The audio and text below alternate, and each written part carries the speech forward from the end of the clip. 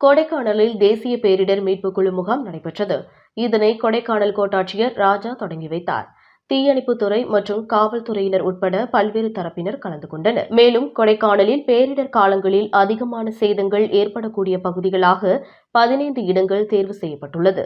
அந்த பகுதிகளில் தேசிய பேரிடர் மீட்புக் குழுவினர் ஆய்வு செய்தனர். பேத்துப்பாறை, அஞ்சுவீடு அருவி, பிஎல் ஷெட், குருசரடி போன்ற பகுதிகளிலும் ஆய்வு மேற்கொண்டனர். முன்னதாக அரசு பள்ளி மைதானத்தில் நடந்த நிகழ்வில் பேரிடர் காலங்களில் ஏற்படும் இடையூறுகளில் இருந்து எவ்வாறு பொதுமக்களை காப்பது என்பது குறித்த செயல் விளக்கங்களை நிகழ்த்தி காட்டினர்.